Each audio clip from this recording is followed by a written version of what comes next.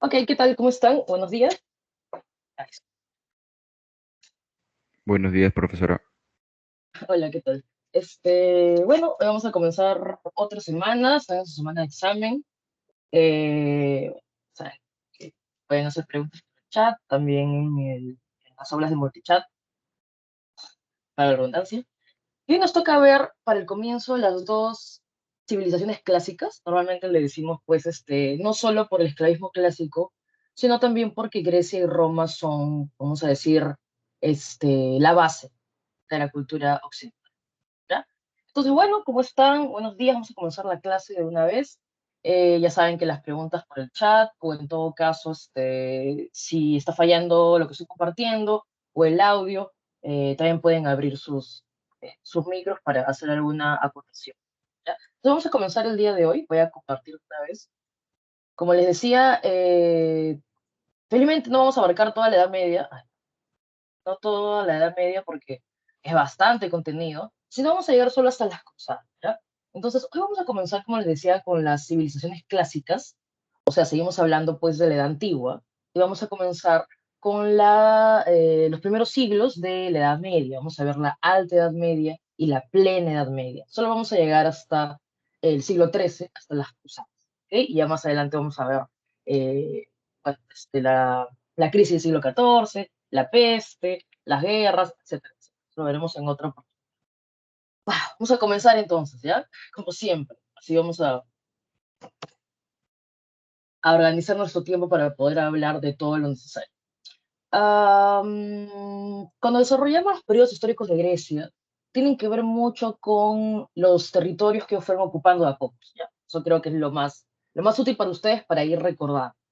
Entonces vamos a comenzar así de manera rapidita, pues, con un garabatín nada más, para garabatito, para vamos entonces a hablar de los territorios que fue ocupando Grecia y así ustedes también van relacionando con el desarrollo de sus periodos históricos, ¿ya? Entonces, cuando hablamos de los periodos históricos de Grecia, del más antiguo, o donde todo comienza, o los antecedentes de la civilización griega, tenemos que ir a la parte de la llamada Grecia insular.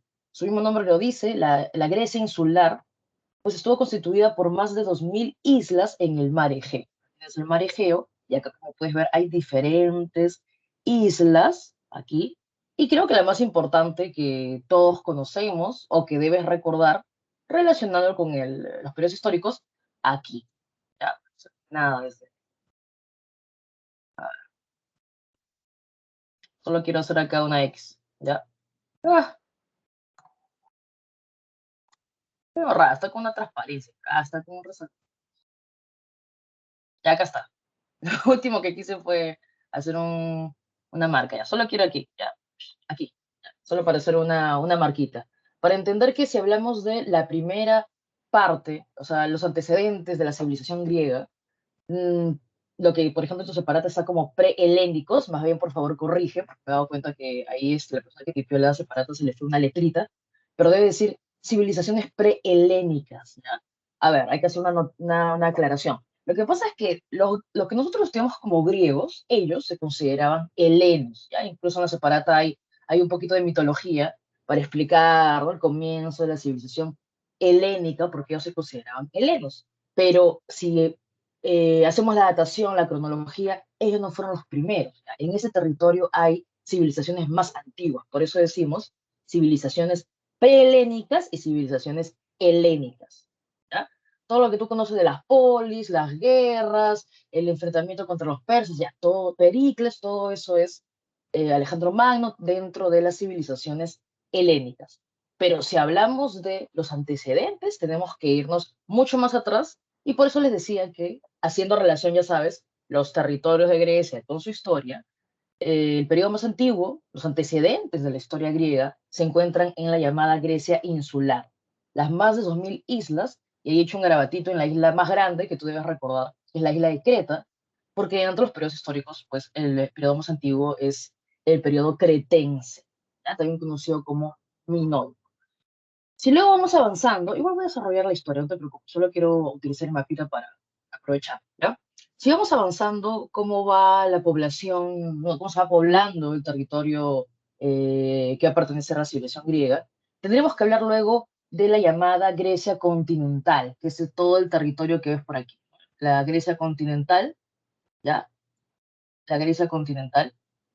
La Grecia continental, también llamada Grecia balcánica, ¿ok? Sé que no se nota mucho por el mapa, pero la Grecia balcánica pareciera que fuera una mano volteada, una falanges, ¿ya? Y la Grecia balcánica es eso, la península balcánica, la península de los Balcanes, ¿ok? Y allí vamos a encontrar las principales polis, ¿ok? Las principales polis, como Atenas, como Esparta, el oráculo de Delfos está allí, Tebas, Corinto. Y no solo vamos a encontrar aquí polis, ¿ya? Sino también, y ya nos toca hablar de otro territorio, la llamada Grecia jónica, los que están por aquí. Pero ojo, ¿ah? Solo se encuentran en la larga línea costera de la parte occidental del Asia Menor. ¿Por qué digo solo se encuentran aquí? Porque si el mapita fuera un poquito más grande hacia el oriente, por aquí, ya en esta región ya conocida como Jonia, aquí ya encontraríamos a los persas. Es importante que tengan en cuenta que por aquí ya se encuentran los persas en plena expansión y es por eso que más adelante hay guerras médicas, ¿ok? Una vez han habitado, pues se han asentado en lo que es la Grecia insular, disculpa, la Grecia continental, la Grecia jónica, ya nos tocaría hablar de la colonización griega, ¿no? Cuando se alejan más en dirección al occidente y van a llegar al sur, lo que ves acá, de la península itálica, van a establecer colonias en lo que es llamada la Magna Grecia, ¿no? La Gran Grecia, o sea, vamos a decir el momento en que se expande, y más. Antes incluso de hablar del Imperio Macedónico y todo. Entonces, es importante que recuerdes que hay colonias griegas en esta parte de la península itálica, porque más adelante cuando hablemos de Roma, Roma, si le explicamos históricamente, tiene pues de los etruscos, de los latinos y también tiene mucho de estas colonias griegas que va a llegar a someter. Por eso es que hay tanta, vamos a decir, similitud, ¿no? Tanta influencia griega también en Roma. Hablar de los aportes de Grecia es hablar de la democracia ateniense. Ojo que Atenas no nació siendo una democracia, pasó por una diferente evolución histórica. Hubo monarquía, hubo tiranía, hubo timocracia y finalmente en la época clásica encontramos la democracia. En realidad, muchos de los cursos que ustedes llevan son disciplinas, saberes que han comenzado a desarrollarse en Grecia, la misma historia incluso, ¿no? La literatura, el teatro, el logos, ¿no? La filosofía, bueno, el logos, la estética, la oratoria, las olimpiadas que hasta actualmente, obviamente con muchos cambios, existen también, comenzaron en Grecia, ¿no? Vamos a ver ahí rápidamente, tiempo que las Olimpiadas son estas competencias porque las polis cuando se desarrollan van a compartir elementos en común, pero van a encontrarse siempre en competencia. Y el método científico. Entonces, dicho esto, ya estamos listos para poder hablar de los periodos históricos. A ver, les dije que había dos momentos.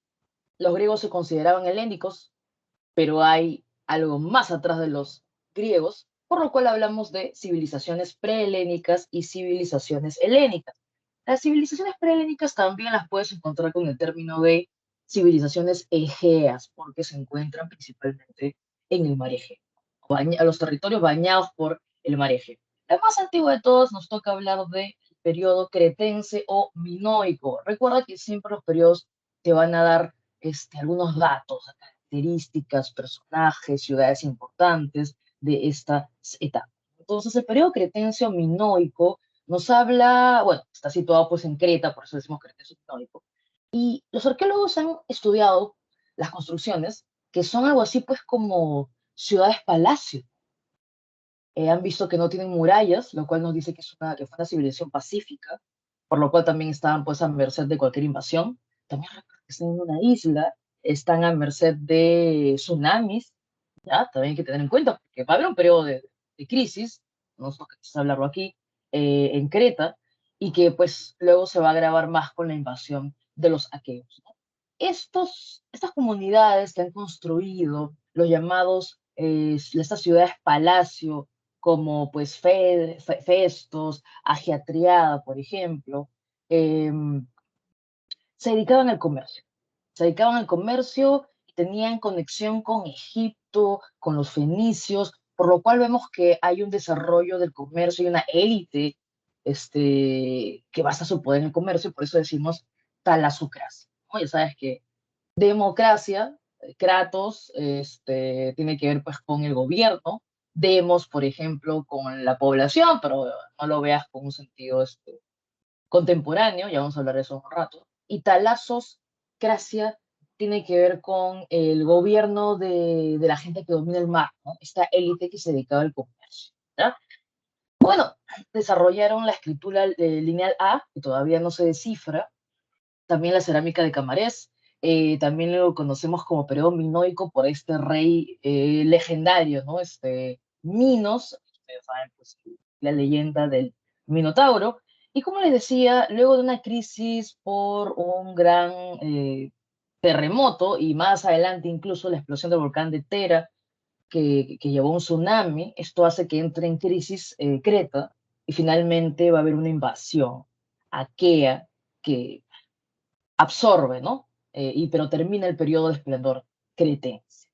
Estos aqueos van a dar inicio a la siguiente etapa histórica de Grecia, seguimos todavía en civilización prehelénica o egea, y es el periodo aqueo o micénico.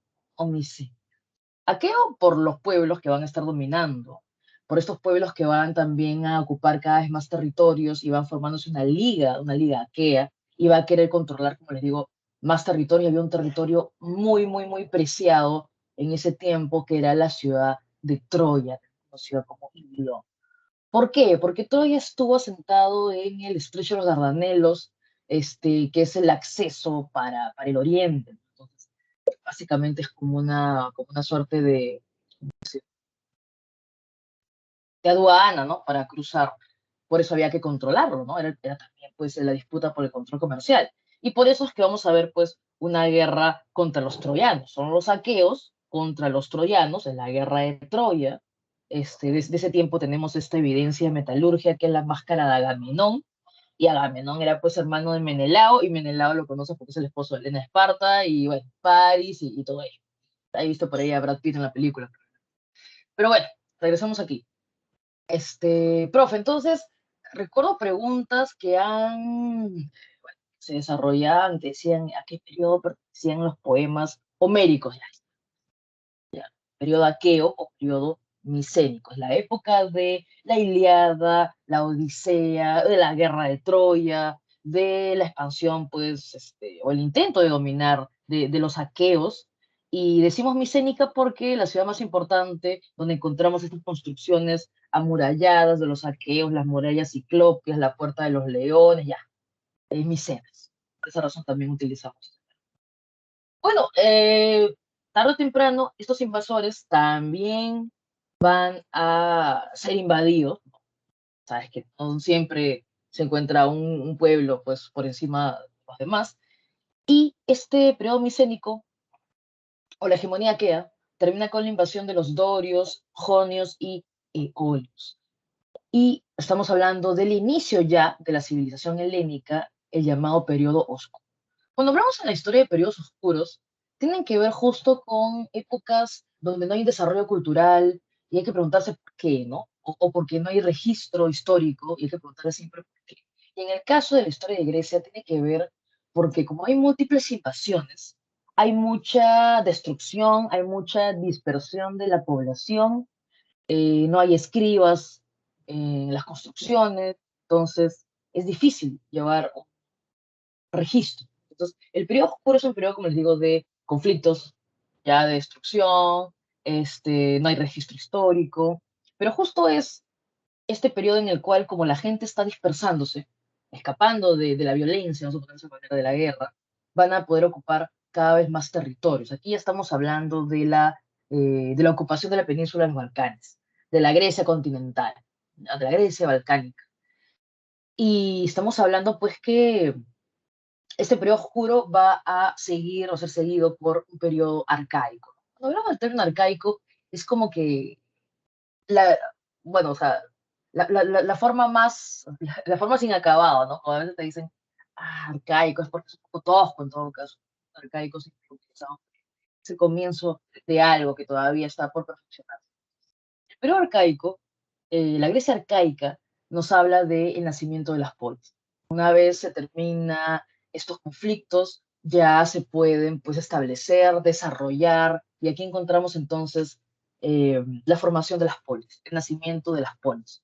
No olvidar que las polis son ciudades-estado, ya lo hemos mencionado, tienen poca extensión territorial, pero tienen código de leyes, una forma de gobierno, pues un gobernante, básicamente, actividades económicas.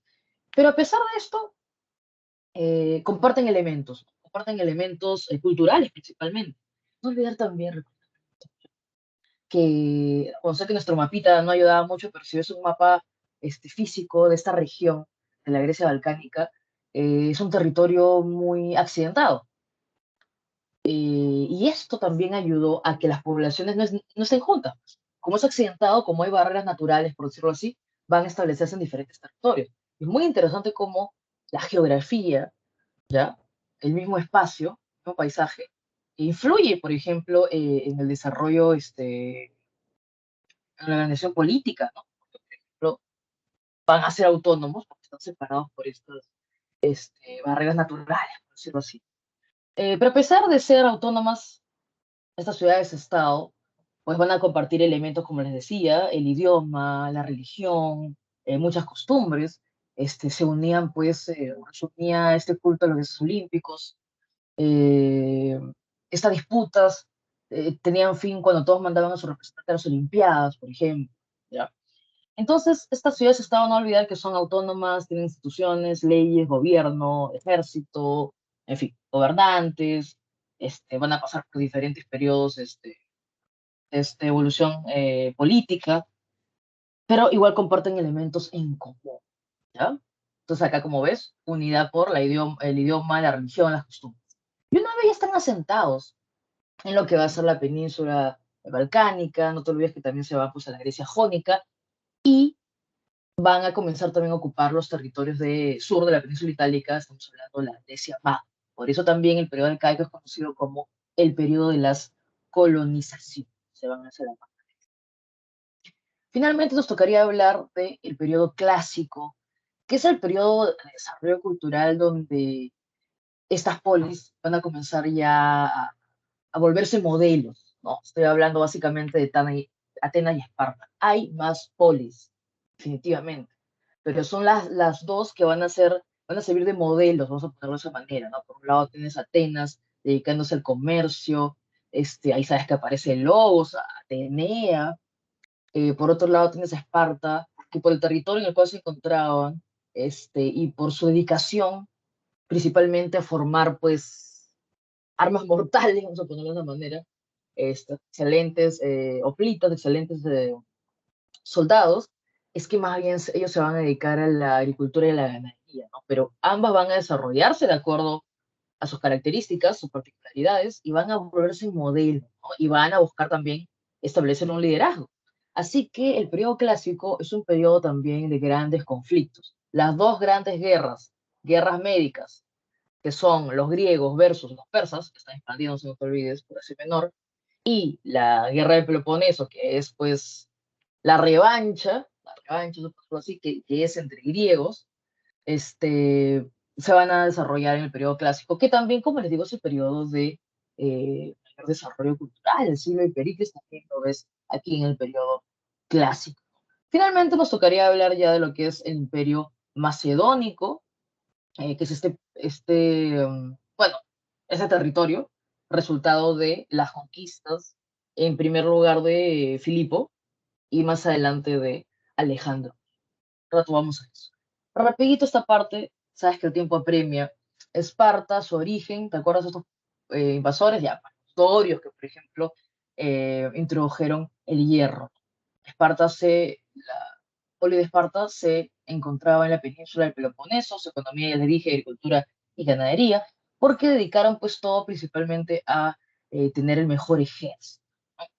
Socialmente, aquí, chicos y chicas, Esparta tiene mucha coincidencia con Atenas. Tú sabes que siempre yo busco que tú trate de estudiar los elementos que tienen en común, ¿ya? Yo sé que hay diferentes terminaciones, pero, pero comparten una misma estructura social. Si te das cuenta, está bien claro, tanto en Esparta como en Atenas, pues ver tu separata, en un rato voy a cambiar aquí el PPT, está súper claro quién es ciudadano y quién no. Para ser ciudadano, para que puedas elegir y ser elegido, o sea, para tener derechos políticos, tienes que ser pues varón, tienes que ser nacido de territorio, efectivamente, y en el caso de Esparta son los homoioi y en el caso de Atenas son los eupátridas. Por eso te digo, mejor es estudiarlo en común y solo los diferencias por tema, ¿ya? Así que está bien claro quiénes son los ciudadanos, los que tienen derechos políticos, este, participan en el ejército, los que pagan, etcétera, etcétera. Entonces,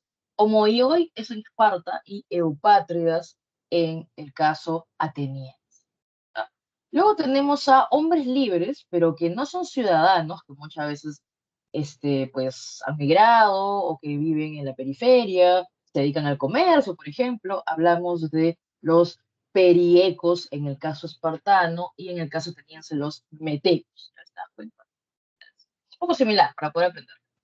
Finalmente tenemos a los esclavos, que son la mano de obra, no tienen derechos, son propiedad, puede ser de hombres libres o propiedad del Estado, ya como el caso ateniense, disculpa, espartano, y hablamos de los ilotas, y en el caso de Atenas puedes encontrarlo pues como esclavos o también como doulios, también se utiliza ese término, ¿ok? Bueno, ni qué hablar de las mujeres, ¿no? También están pues apartadas de poder participar en la política, en su mayoría. Luego, cuando hablamos de la organización política, acuérdate que Atenas también tuvo una monarquía, también tuvo una época pues donde los aristócratas eran los que gobernaban, pero pasó por una gran evolución política, terminando en la democracia. En el caso espartano, más bien, tenemos que Licurgo, que es el gran reformador del gobierno, es el que establece esta oligarquía militarista, ¿no? Puedes encontrarlo como oligarquía militarista, como aristocracia militar, porque estamos hablando básicamente de lo mismo, que solo un grupo cerrado y pequeño es finalmente los que tienen el poder, ¿no? En el caso de este grupo pequeño, de estas familias importantes, es que van a salir los dos reyes, porque en Esparta había una diarquía, dos reyes de dos dinastías distintas, uno para el ejército, otro para todo lo que tiene que ver con los rituales. Luego más bien tenemos a la llamada Jerusía, que es un consejo de ancianos, es un grado pues supremo y que también se encarga de proponer las leyes, ¿no? Están los gerontes en la Jerusía. Luego tenemos a los fiscalizadores, ¿no? Que son los cinco éforos, esos cinco magistrados, que son fiscalizadores porque supervisan que se cumplan las leyes. Y por debajo de todo esto, los que finalmente eligen pues a Céforos, a la Jerusía, es la Apeya, la Gran Asamblea Popular. Ojo, no lo entiendas con tus términos de ahora, del siglo XXI, ¿no? Que tú dices, ah, profe, popular, el pueblo. No, cuando te dicen Asamblea Popular, te están hablando de los ciudadanos. Y ya sabes que no todos eran ciudadanos, la ciudadanía estuvo restringida, ¿ya? Entonces tenemos la APEIA, que es esta gran asamblea popular, o mejor digamos, asamblea de ciudadanos, donde se vota por los proyectos de ley y se aprueban las leyes y se eligen pues a la ejecutiva y a los EFOS. Por eso lo ves así, ¿no? Abajito de la asamblea, a quienes eligen, toda esta lógica está dentro de una oligarquía, porque son algunas dinastías, una familia nada más las que participan, y finalmente los que están a la cabeza son estos dos reyes, ¿no? En una diarquía. En el caso ateniense, ya lo había ido explicando, hay similitudes en la organización social. El origen de Atenas está en los jonios, se ubicaron en la península del Ática y se dedicaban al comercio marítimo. Esto definitivamente les da un diferencial, ¿ya? Con los espartanos, en el sentido de que van a acumular más riqueza, en el sentido de que pueden también tener más conexión con otros territorios, por lo mismo que se dedican al comercio, es importante. No hay que olvidar que son ciudades esclavistas. Ya habrás visto que se hacen en filosofía lo importante del esclavismo en el sentido de que hay personas que pueden dedicarse al logos, ¿no? Que pueden dedicarse a la actividad política. y no desarrollar otras actividades.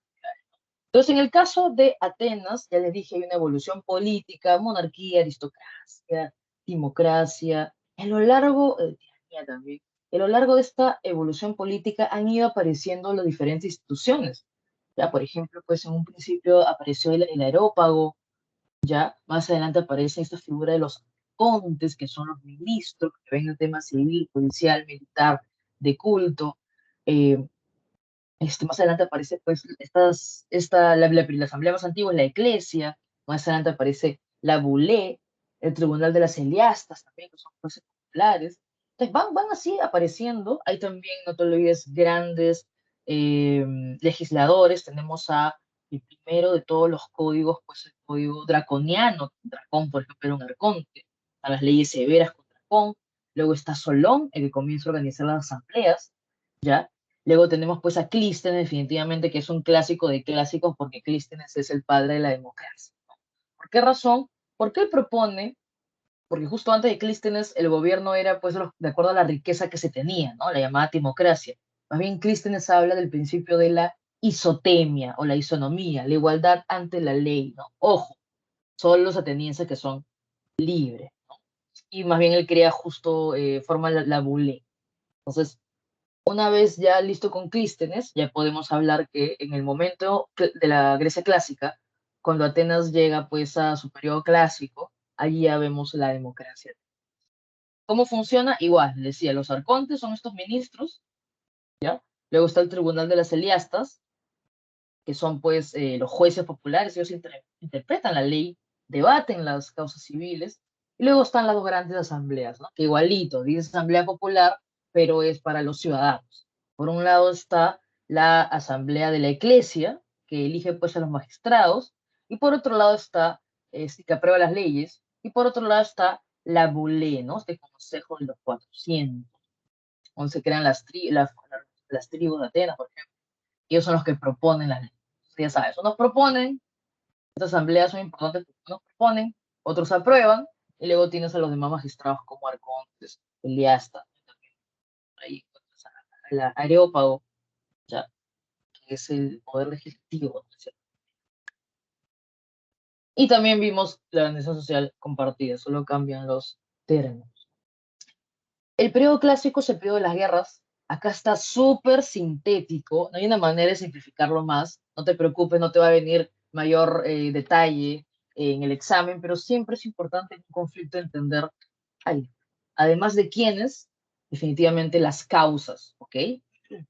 Las causas, el proceso y las consecuencias. Es lo más importante porque estamos en un ciclo súper reducido. Guerras médicas. El término es por los medos persas, ¿no? Medos le decían pues los griegos a los persas que se habían extendido en esta región que ellos conocían.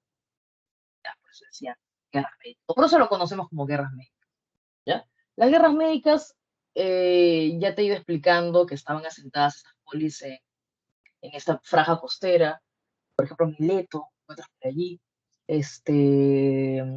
en el Asia Menor, la Grecia jónica, y les decía que ya se estaban formando los liderazgos. Ya había algunas polis que también estaban buscando, pues, como que organizarse en las llamadas ligas, ¿no? Bajo el liderazgo, sea de Esparta o sea de Atenas, que vamos a ver más adelante. Entonces, las guerras médicas comienzan con esta sublevación en Mileto, porque lo que quieren los persas es seguir expandiéndose, ¿ya? Y quieren también someter a estas polis. Entonces, piden ayuda a las polis de la Grecia continental. Y tenemos entonces que las causas de las guerras médicas es el expansionismo persa. ¿Y por qué Grecia se metería a pelear, no? Porque los persas quieren llegar a controlar el mar Egeo. Y es algo que, como les digo, a Atenas le interesa porque Atenas se dedica al comercio, ¿no? Entonces, tarde o temprano Atenas iba a entrar a la mecha, efectivamente. Entonces, es también por el control del mar Egeo. Tenemos tres guerras médicas, ¿ok? La batalla de Maratón en la primera, la batalla de las Termópilas, la de los 300, sí, en la segunda, el combate de Salamina, la batalla de Platea, se forma la Liga Délica con la hegemonía ateniense. Lo que pasa es que desde el principio entraron los atenienses. Los atenienses tienen triremes, tienen embarcaciones súper veloces. Los espartanos entran a partir de la segunda guerra médica, ¿no? Y finalmente todo termina con la tercera, con el combate de Eurimedón. Lamentablemente, digo lamentablemente porque esto afecta mucho a los espartanos, a diferencia de los atenienses, ¿no? Que finalmente, como digo, les importaba también controlar el mar Egeo y les va a convenir porque se dedican al comercio. Se forma todavía esta liga de Delos o la liga délica. Entonces, las consecuencias es que van a vencer, vencen a los persas, pero los atenienses van a estar a la cabeza, son los más beneficiados también, la gente ateniense. Y no hay que olvidar que si en Atenas hay una democracia, no hay pues tiranos, no hay reyes, entonces muchos preguntan, profe, ¿no? ¿Y Pericles qué era? Pericles era un estratego. Los estrategos son importantes durante las guerras médicas porque los estrategos son líderes militares, son elegidos por las tribus de Atenas. Como Pericles fue muchas veces reelegido incluso, ¿no? Y justo va a estar en el liderazgo ateniense durante su mayor desarrollo este, cultural, ¿no? Que es el siglo de Pericles. ¿Ya? Importante también por esta victoria en las guerras médicas. Pero no todo queda allí, ¿no? Como puedes ver, unos años después va a iniciar otra guerra, pero entre griegos, justo por esta hegemonía ateniense. Lo que pasa es que también la gente de la Liga de Delos, no todos van a estar contentos con cómo Atenas maneja su liderazgo, ¿no? Hay que acordarse que en la Liga de Delos, o sea, es Atenas cobrando tributos para defender a las polis, ¿no? Así que, y finalmente lo que hacía Atenas, pues, fue construir estas murallas. Entonces, digamos que no todas las polis también estaban contentas con este liderazgo, ¿no? Se va a formar esta llamada Liga del Peloponeso, donde va a estar a la cabeza Esparta, que algunos autores dicen que también era una confederación, no había un gran liderazgo, pero en fin, se sabe que estaban por un lado aliadas unas polis, por otro lado otras. Entonces, en realidad la guerra del Peloponeso comienza por la pugna de terceros, ¿no? Aquí la mecha es entre Corinto y Córcira y cada uno era apoyada pues por Esparta, por Atenas. Entonces, estas guerras es más bien por quién domina la península de los Balcanes, Atenas y Esparta. Son también tres guerras, ¿ya? Pues tienes, bueno, en realidad la primera guerra también comienza muy aparte de este conflicto de Corinto y Córcira, que son aliados de Esparta y Atenas, efectivamente. También a la muerte de Pericles. Lamentablemente el liderazgo de Pericles no pudo, o sea, no hubo un sucesor digno, vamos a ponerlo de esta manera, ¿no? Y más bien Nicias, que va a llegar a estar en el poder, intentó de muchas maneras este, conquistar más territorios, pero su liderazgo no era para nada similar al de Pericles. Entonces tenemos la primera guerra del Peloponeso, le comienza justo con la muerte de Pericles por la peste que va a haber en Atenas. Luego tenemos la segunda guerra del Peloponeso, conocida como expedición a Sicilia, que como les digo, es Nicias conquistando, invadiendo porque busca prestigio.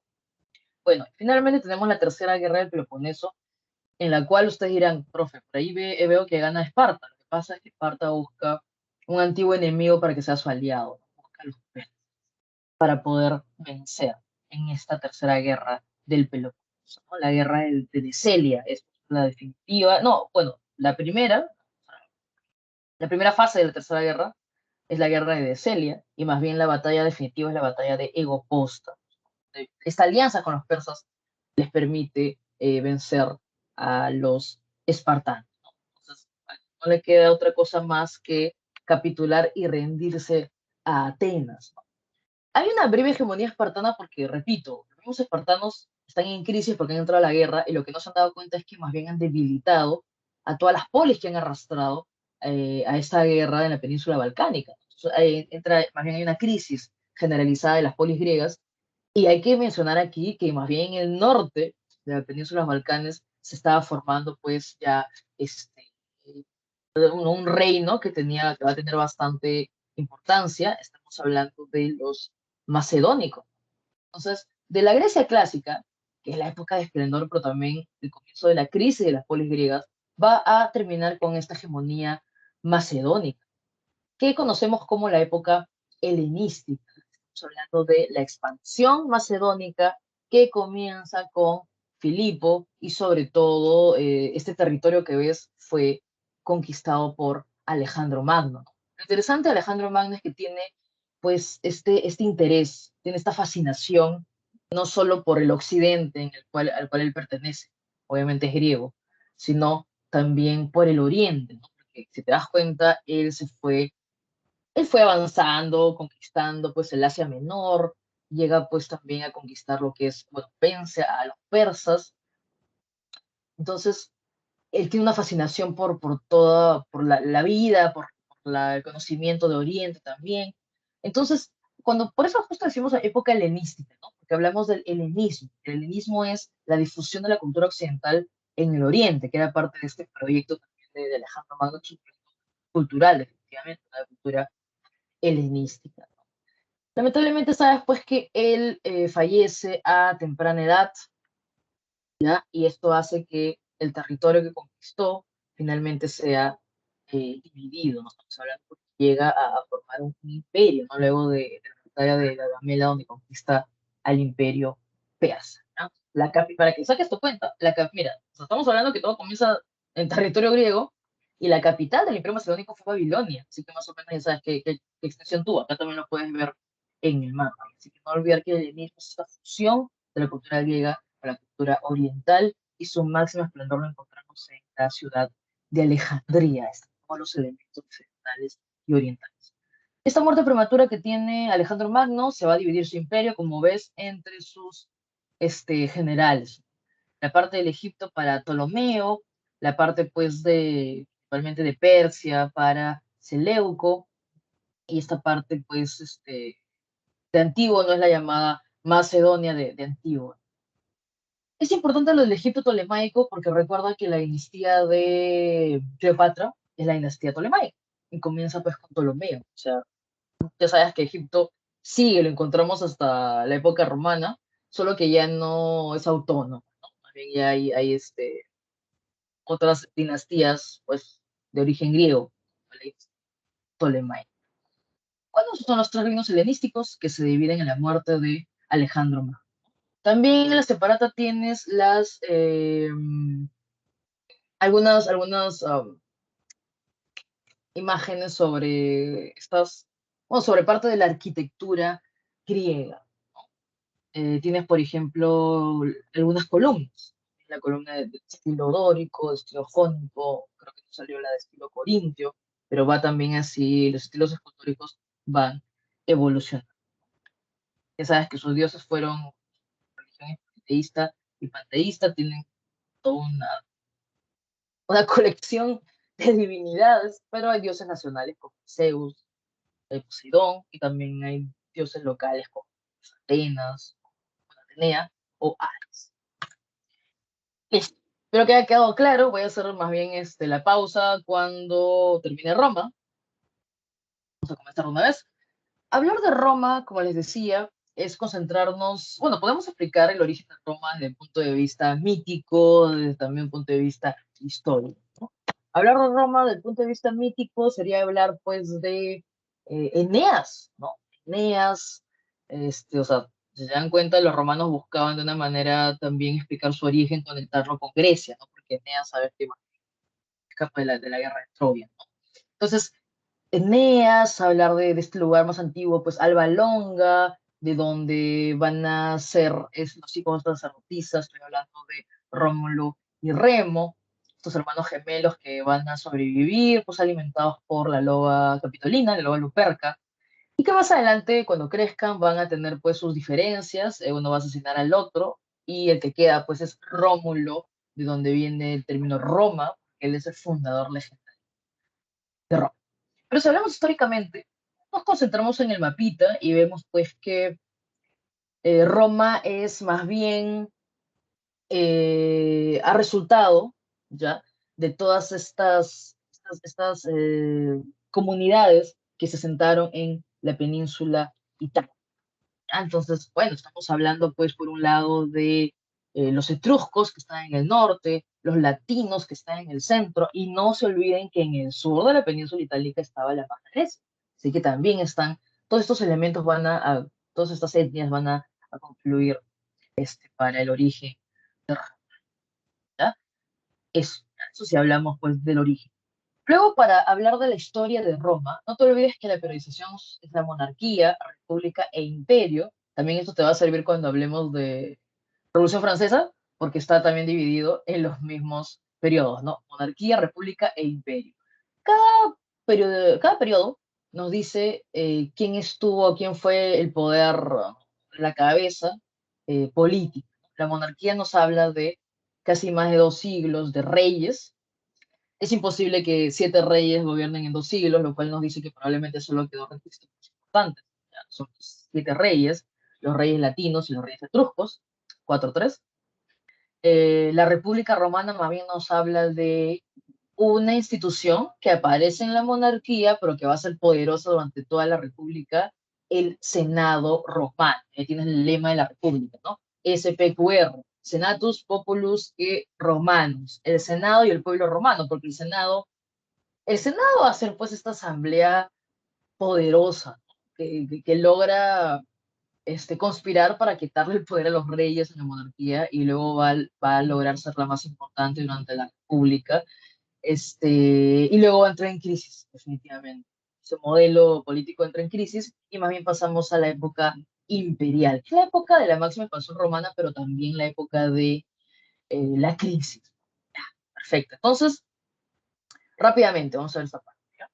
Ah, y otra cosita, para también que se pueda entender lo de la explicación histórica. ¿Cómo funciona la sociedad en Roma? ¿Ya? Aquí es muy importante hablar de los ancestros, en el sentido de que a la cabeza de la pirámide social romana se encuentran los patricios. ¿Ya? Los patricios son los que descienden de los fundadores de Roma. O bueno, dicen descender de am, de los fundadores de Roma. Son la nobleza romana y por eso es que tienen los principales derechos. Profe, ¿cuáles son los principales derechos? Ah, ya me imagino. Políticos, ¿no? Exacto. Ellos van a tener los cargos públicos. También van a tener el derecho a la tierra. Así que ellos son los principales propietarios rurales, ¿no? Estas familias de la antigua Roma se llamaban gens, no olvidarse, ¿no? Y el que está a la cabeza es el pater familia, ¿no? De la patria potestad, el que controla todos los bienes y todas las personas de una gens. Pero sabes que no siempre están solo los patricios, ¿no? También hay otros habitantes que en este caso no forman parte de la nobleza, pero también habitan Roma, también hacen trabajos, también son importantes, y van a ir acumulando riqueza, algunos de ellos se dedican al comercio, por ejemplo. Entonces hablamos de los plebeyos. Los plebeyos no tienen un origen, pues, noble, y más bien van a buscar luchar por sus derechos, ¿no? Muchos muertos en el camino. En realidad, esta lucha entre patricios y plebeyos lo vemos en la República. Es una característica también de la República. La lucha de los plebeyos por conseguir derechos y los van a obtener. Ya los van a obtener de manera progresiva, pero los van a obtener. Luego tenemos más bien a otro tipo de plebeyos. Hay plebeyos que más bien decidieron estar bajo la protección de un patricio, hablo de los clientes. Y finalmente tenemos a los esclavos. No hay que olvidarnos que, si bien en Roma existía esclavitud, cuando Roma conquista más lugares y toma más mano de obra en este sentido, ahí se va a dar cuenta que la esclavitud es un negocio redondo. En realidad que la guerra es un negocio redondo, en el sentido de que tú, por ejemplo, ocupas un territorio, puedes tener, o sea, los recursos del territorio, la tierra, ya, más tierra para el Estado, el actos públicos, más tierra para los patricios, ya. También tienes pues la mano de obra, que son los esclavos, y definitivamente tienes pues el acceso a las rutas comerciales, etcétera, expandiéndose. Los esclavos, es bastante triste hablar de los esclavos romanos, son considerados pues mercancías, pueden ser eh, propiedad del Estado, y en realidad era mejor ser propiedad del Estado porque cuando eras propiedad pues de un particular, en realidad podías tener peor trabajo. Y lo más triste es esa idea de que seas una mercancía, ¿no? De que alguien es dueño de ti y que finalmente es el que puede darte la libertad, ¿no? La en este caso. Y los esclavos en un momento van a llegar a ser, o sea, En un principio eran pues como que uno por familia, pero luego, como les digo, cuando ya hay bastante, o sea, cuando se expande las conquistas romanas, van a llegar a ser hasta el 35% de la población, ¿no? Porque más adelante hay también esta revuelta de esclavos. Bueno, dicho esto, hablemos entonces ahora de los periodos históricos. La monarquía la conocemos como el periodo inicial, ya, con 7 reyes, que ya te dije que es un poco difícil que hayan gobernado más de 2 siglos, solo 7, pero son los más representativos. Tenemos a la dinastía latina en un principio y luego la dinastía etrusca, ¿no? En este tiempo de la monarquía también aparece el Senado de patricios, que de a poco, como les digo, va pues allá a conspirar hasta expulsar al último rey, a Tarquinio el Soberbio, ¿no? Culpándolo pues de un régimen tiránico. Expulsado este rey de la dinastía etrusca, comienza más bien la República, y no hay que olvidarnos, voy avanzando, que en la República está a la cabeza el Senado, pero el Senado va a tener toda una suerte de instituciones, ¿no? Las llamadas, bueno, el Senado está por un lado, esta asamblea que les digo, no, todopoderosa en un principio, pero va a comenzar a elegir toda una serie de magistrados, una serie de cargos públicos, para que se encargue, va la redundancia, de diferentes necesidades de la ciudad, ¿no? No solo de la ciudad, también el presupuesto, también la elección de candidatos, ¿no? Se van apareciendo las distintas magistraturas, cargos públicos. Sabes que un magistrado es un funcionario, ¿no? Un trabajador del Estado, en este caso. Entonces, por un lado tenemos el Senado y por otro lado tenemos las diferentes magistraturas que se van a elegir a través de los comicios. Los comicios, así como viste tu apela o apella, tu bulé, ya, son asambleas que van a elegir a los diferentes funcionarios y también van a aprobar las leyes, ¿no? Hay diferentes comicios, hay diferentes asambleas. Por ejemplo, está la asamblea curial, ¿ya? La asamblea centurial y la asamblea tribal. La centurial es una de las más importantes porque ahí se elige a los cónsules. Ah, bueno, yo estoy hablando. Entonces, el Senado es algo así, pues, es como el poder legislativo, ¿no? En el sentido de que son los 300, luego 600 miembros y más adelante hasta 900 miembros que proponen las leyes, controlan a los magistrados y deciden finalmente, o tienen la decisión final sobre religión, finanzas y la paz y la guerra, ¿ya? Ellos son los que representan al Estado a través de la diplomacia. Y hay muchas películas donde vas a ver a estos hombres como si tuvieran sus togas ahí, la representación del Senado. Pero no están solo ellos. Recuerda que a través de los comicios se van eligiendo diferentes magistrados. Profe, ¿hay algunos magistrados más importantes que otros? En realidad sí, ¿ya? Primero tendremos que hablar de los cónsules.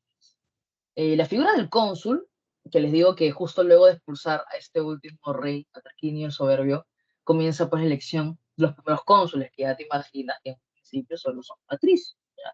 Los cónsules son algo así como el poder ejecutivo, ¿no? Son dos, van a presidir el Senado, van a dirigir el ejército, tienen el poder, el cargo por un año, y son dos justo por el tema de que no hay anarquía, ¿no? Si es que uno se va a liderar alguna conquista.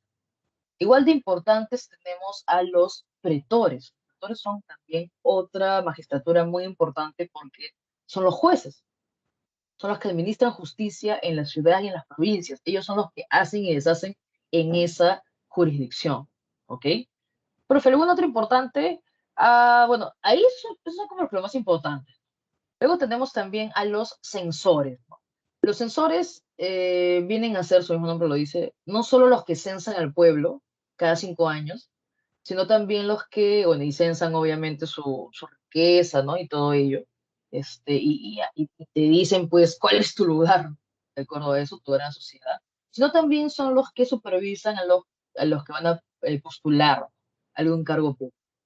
Luego tenemos a los cuestores, como el nombre lo dice, cuesto, costo, son los que supervisan las finanzas del Estado, son los que administran el tesoro público. Y finalmente tenemos a los ediles. Hasta ahora se utiliza el término autoridad edil, y es que los ediles son los gestores de la ciudad, los que administran una administración municipal, ¿no? O sea, el que se encarga de que el mercado esté abastecido, el orden, la organización de las fiestas, la salubridad en las calles, los baños públicos, etcétera, etcétera.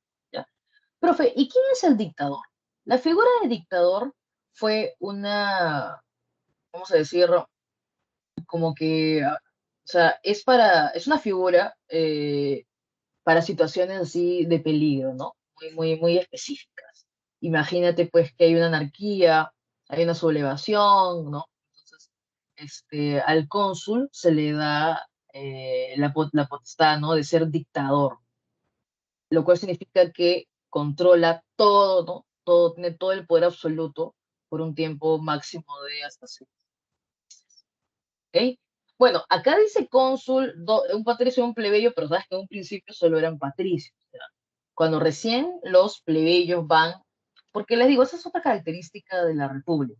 La República, hablamos del Senado, hablamos de la conquista de la península itálica, de la expansión por el Mediterráneo y también hablamos de la lucha entre patricios y plebeyos. Entonces les decía que en un principio cónsules son los patricios, pero van a ir ganando diferentes derechos. Por ejemplo, el primer derecho que ganan los plebeyos es el poder elegir un magistrado para ellos, que es el tribuno. Está olvidando justo ellos. El tribuno de la plebe es el representante del plebeyo en el Senado y tiene, como otros magistrados, el derecho a veto, es decir, el derecho a observar cómo se está discutiendo una ley, ¿no? Y que no sea aprobada hasta que se siga discutiendo, por ejemplo, observar esa ley. Entonces, los plebeyos van ganando a la larga derechos, ¿no? Es muy interesante lo de la ley de las 12 tablas porque las leyes de los plebeyos, lamentablemente, todas siempre estaban de forma oral y por primera vez son escritos en esta tabla, o sea, para que se pueda respetar verdaderamente, ¿no? Y esa es la ley de las 12 tablas. Luego aparece, pues, la ley Licinio Sextias, que les permite acceder al a ser cónsules también. Ahí sí hay un cónsul, un patricio plebeyo y un plebeyo. La ley Canuleia, que permite que se casen entre patricios y plebeyos. Y finalmente la ley Ogulnia, que les permite, pues, también acceder al sacerdocio, como muchas veces estaba todo este tema de los cultos, recuerdo que son politeístas también, estaba solo para los patricios. Bueno, les decía que otra característica de la República es la expansión de Roma. Y acá es bien sencillo de comprender. En un principio es controlar la península, donde yo he comenzado, ¿no? Si yo me encuentro en la península, tengo que controlar la península. ¿Qué hago entonces? Lucho contra el norte, unifico el centro y finalmente derroto a los que están en el sur, derroto a la mar. Luego comienza más bien esto, o sea, luego la conquista de Italia, la conquista de la península, comienza el dominio del Mediterráneo occidental. Y aquí, pues, las guerras púnicas son las más relevantes. Hablar de los punis no son otros que los cartagineses, que en verdad son los fenicios. O sea, ya te imaginas, se dedican al comercio internacional. Y aquí hay una cosita con los romanos, que también lo ves en los incas. O sea, mejor es organizarte bien y te vas a la guerra con o sea, y es lo que hicieron los romanos, ¿no? Te vas a la guerra con un liderazgo, ¿no? O sea, te vas a la guerra con una civilización que previamente ya ha controlado otros territorios. Y eso es lo interesante de los cartagineses. Si bien Cartago está en el norte del África, ellos controlan, pues, por ejemplo, Sicilia, ¿no? O sea, controlan estas islas frente a la península itálica y más adelante también van a establecer Cartago Nova en la península ibérica.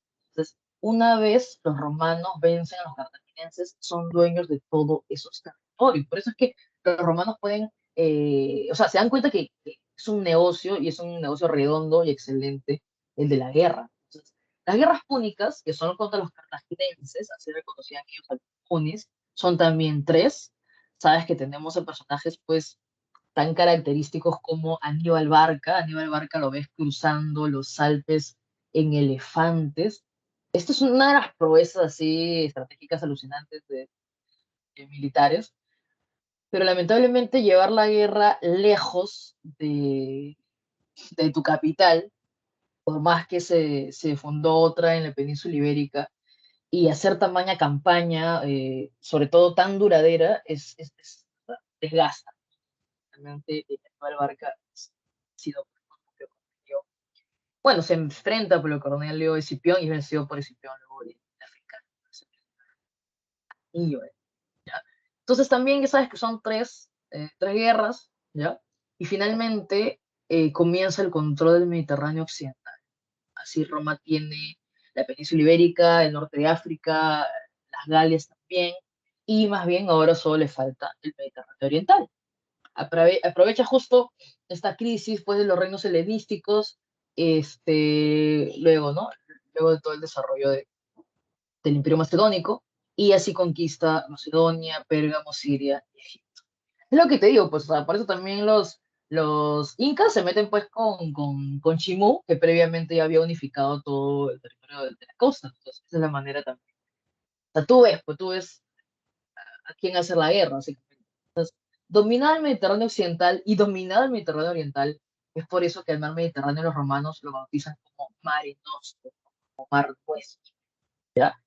Pero bueno, el expandirse también, el tener más recursos, también va a llevar a tener más conflictos.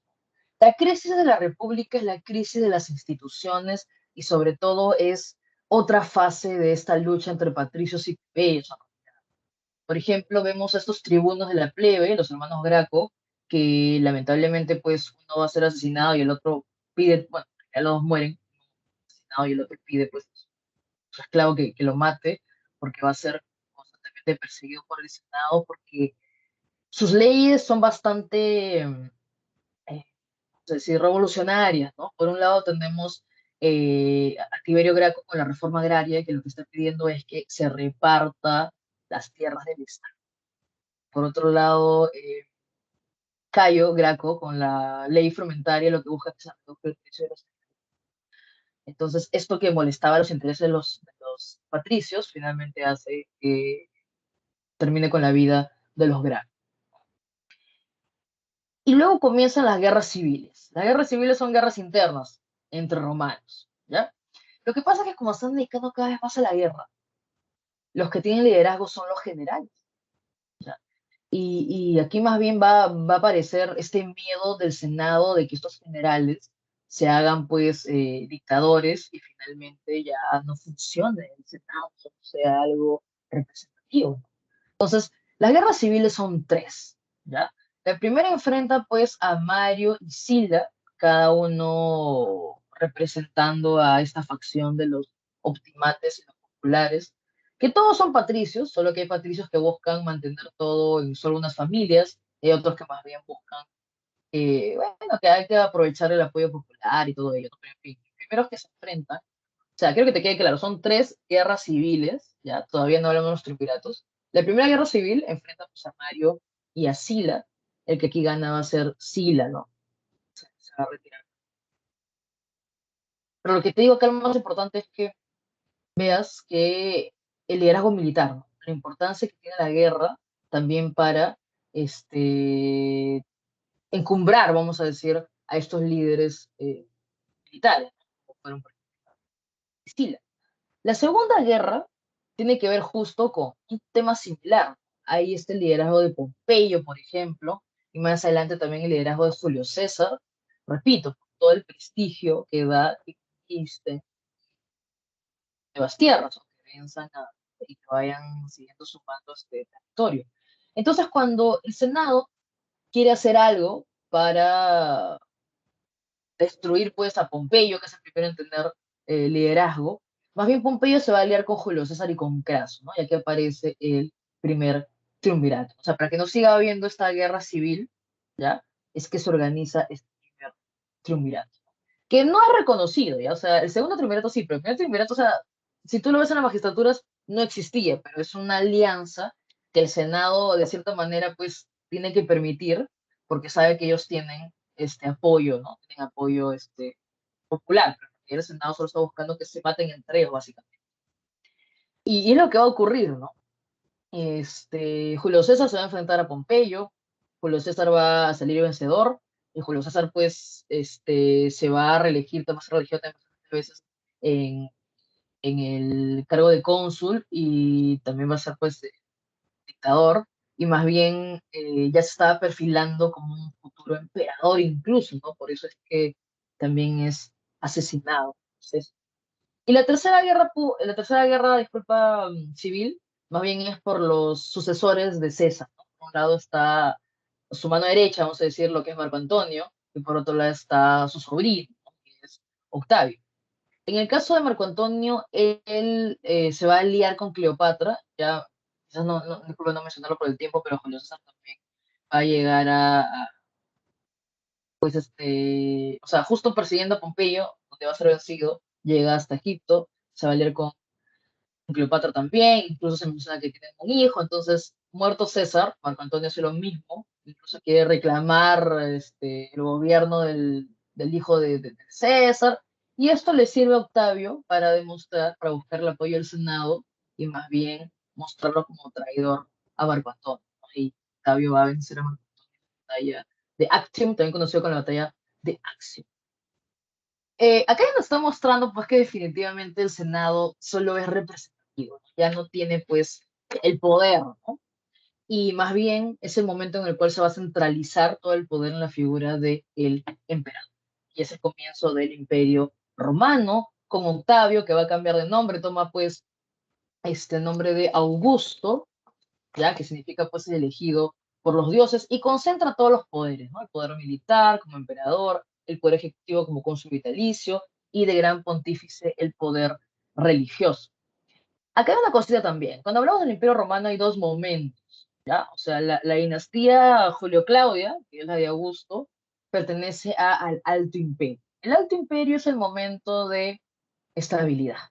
Ya no hay más guerras civiles, más bien, como hay un poder centralizado, esto permite el momento pues, de desarrollarse, de seguir con la expansión territorial, y ese es todo el Alto Imperio, el momento de mayor esplendor, ¿no? Es verdad que hubo por ahí pues un Nerón, por ejemplo, ahí fomentando algo de crisis en el imperio, pero el Alto Imperio principalmente, desde la época de Augusto, con la Pax Romana, que es el fin de las guerras civiles y el periodo de estabilidad que vive el imperio, y luego, por ejemplo, con Claudio, conquistando Macedonia, Licia y Britania, o Trajano, de la máxima expansión, donde anexa a Armenia, Mesopotamia y Asiria, o incluso Caracalla, que extiende la ciudadanía, ya está el Alto Imperio, el momento de desarrollo. Pero luego comienza la anarquía militar y comienza el Bajo Imperio. Y el Bajo Imperio más bien en la época ya donde todo el territorio de Grecia, todo el territorio de Roma va a generar muchos problemas para ser controlado, ¿no? Y por más que, por ejemplo, Diocleciano estableció la tetrarquía, cuatro gobernantes para que sucedan y no haya anarquía, lamentablemente ya Constantino te demuestra de que en cualquier momento va a sucumbir pues el imperio. O sea, lo que hace Constantino es fundar una nueva Roma en la parte oriental, ¿ya? Constantinopla, ¿no? La ciudad de Constantinopla.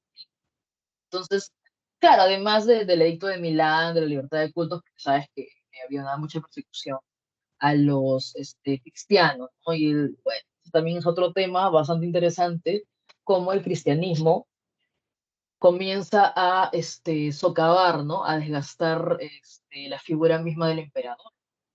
Bueno, entonces les digo que el Bajo Imperio es la época de crisis y más bien vemos a los emperadores haciendo diferentes cosas como para salvar lo que queda, ¿no? Pero Constantino lo ves fundando una nueva Roma, estableciendo la capital en Constantinopla. Luego tenemos a Teodosio ya oficialmente dividiendo el imperio, ¿no? Además de establecer que el cristianismo era religión oficial, divide el imperio. Entonces ya te queda súper claro que es un gran territorio, hay crisis en las instituciones y para colmo también, ya desde tiempo atrás había comenzado a ingresar, por ejemplo, los pueblos que estaban en los límites, no le llamamos pueblos germánicos, ya habían ingresado. Muchos estaban, por ejemplo, eran parte del ejército, ¿no? Porque que también se trataba muy largo. Al principio se pedían voluntarios para el ejército. Luego, más bien, lo que se le hizo fue la reforma del ejército y había un ejército profesional.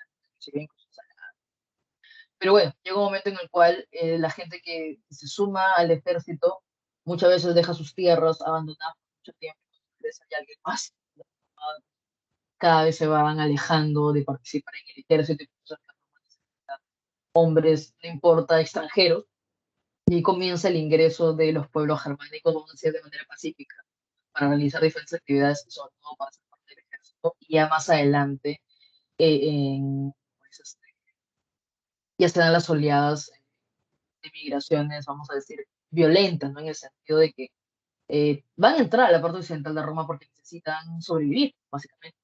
Entonces tenemos al último emperador, esto parece, no sé, algo irónico, ¿no? Rómulo Augusto, como el nombre fundador de Roma y el primer emperador, ¿no? Y él es el último emperador.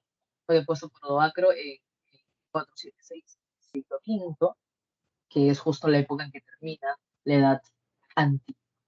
¿Ya? Bueno, acá nos toca hablar ya de lo que sería la Edad Media. Voy a hacer solo para ver si hay alguna pregunta, si no sigo con la exposición. ¿Ya? Sí, sí, sí, Daniel, es correcto. En realidad, Esparta tiene mucha suerte. Esparta tiene suerte porque hay un estratego ateniense que, Alcibiades, creo que es, que se cambia de bando, que lleva toda la logística, la información a los espartanos, aunque luego es perdonado y vuelve con los atenienses, pero ya tenían, vamos a decir, la logística, como se dice, ya conocían que iba a ser Atenas, y por otro lado también, sí, sí, por otro lado también, se van a aliar con los persas. Esta es,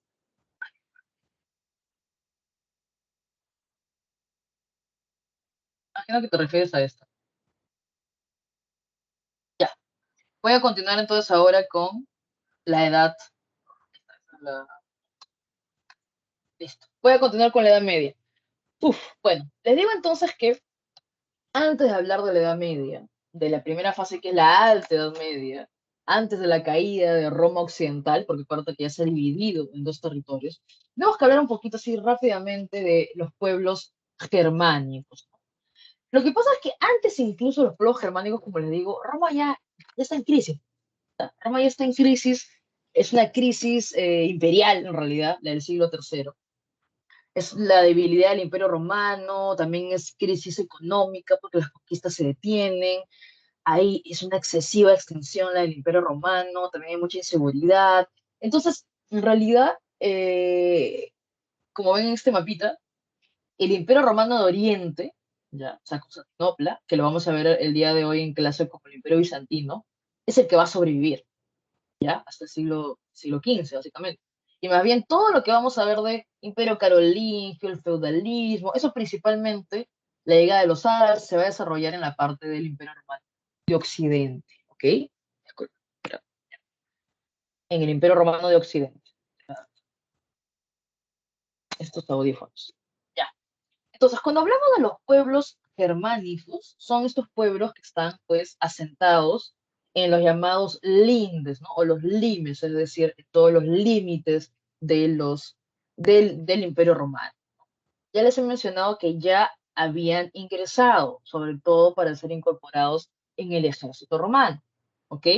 Pero en el siglo IV va a haber un cambio climático, descenso de las temperaturas, que los obliga a ingresar a la fuerza para poder sobrevivir, ¿no? Bajan las temperaturas y para sobrevivir tienen que irse cada vez más hacia el sur.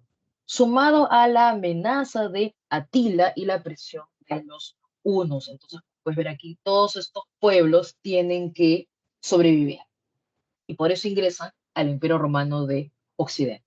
Pero ojo, esas son las llamadas invasiones violentas, ¿no? Como se dice desde el siglo IV, por ejemplo. Pero ellos ya estaban dentro, otros pueblos, ¿no? Muchos de ellos ya eran parte del ejército romano. Entonces vemos cómo ya a partir del siglo IV van a haber diferentes batallas, como la de Adrianópolis, donde los visigodos están ya golpeando. O sea, estos pueblos germanos están golpeando a los romanos. ¿Ya? Son diferentes pueblos germánicos. Están por un lado los godos, que son los visigodos, ostrogodos, érulos, anglosajones, alanos, suevos, francos, vándalos, burgundios, etcétera, etcétera. ¿Ya? Solo vamos a desarrollar el día de hoy algunos, sobre todo los que bueno, sobre todo el reino franco, es el que se va a convertir en un imperio.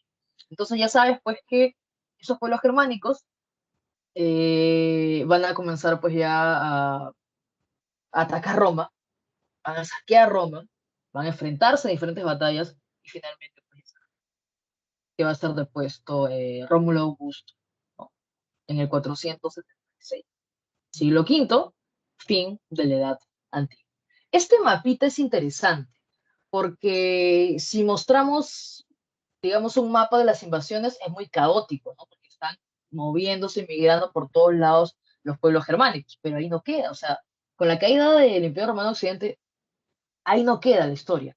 Lo interesante es que esos pueblos germánicos van a ir asimilando las leyes, la religión, las tradiciones romanas, la lengua romana, y estos pueblos germánicos en los siguientes siglos se van a convertir en reinos germánicos. Ya se establecen, asimilan todos los elementos culturales que les digo, y finalmente se convierten en reinos. Solo vamos a estudiar, por una cuestión de relevancia histórica, al reino franco. Pero aquí en el mapita puedes ver, ya existieron también otros, como los visigodos, que más adelante van a ser el reino de Castilla y Aragón, el reino ostrogodo, o los anglosajones, etcétera, etcétera. Pero nos concentramos en el reino franco. ¿Por qué razón nos interesa el reino franco? Porque, bueno, disculpa, me estaba olvidando de explicar las consecuencias. Una vez termina el Imperio Romano de Occidente y hay toda esta asimilación de elementos que, por ejemplo, llevan a que surjan las lenguas romances, que te has dado cuenta que tienen bastante similitud porque finalmente es la base del latín con la lengua de los pueblos germánicos. También se difunde el cristianismo, va a ser absorbido, pues van a dejar de lado sus religiones ancestrales, los pueblos germánicos, y más bien adoptan el cristianismo. También comienza esto, por favor, tenlo, no te olvides, esto es muy importante, por favor, es sumamente importante este término aquí. Ya, claro, ¿no? Garabateando todo. Ese término, ruralización de la economía.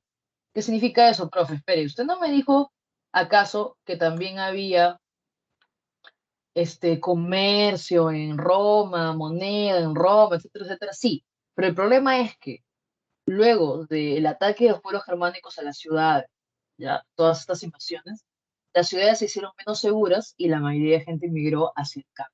Entonces, esto es importante porque es una consecuencia de la caída de Roma y es una característica que vamos a ver en toda la primera fase. Acá estamos hablando de la llamada Alta Edad Media y es una de las principales características de la Alta Edad Media, la ruralización de la economía.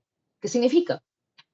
Que como se abandonan las ciudades, se van a dejar de lado las principales actividades comerciales, la circulación de la moneda que se da principalmente en las ciudades. Entonces, aquí más bien hablamos que estos reinos germánicos, principalmente, no significa que desaparezca por completo el comercio, pero va a estar muy, muy limitado porque las actividades se desarrollan principalmente en el campo.